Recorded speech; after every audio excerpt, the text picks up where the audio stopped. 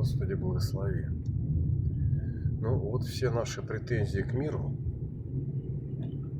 они бы были, может быть, актуальны, действительно, если бы мы, ну, или жили вечно, или умирали, и все на этом. Но так ведь же мы умираем, и на этом не все. Люди, которые, ну, не православные, скажем так, или православные, но номинально, да, но не живут литургической жизнью и так далее. Вот, они чаще эту тему вообще боятся. Мы все боимся смерти, это понятно. Но мы еще понимаем, что дальнейшая наша судьба зависит от того, как мы здесь проживем. Каемся мы, не каемся.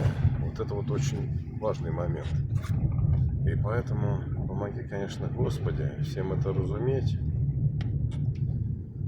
каяться и быть верующими людьми. Аминь.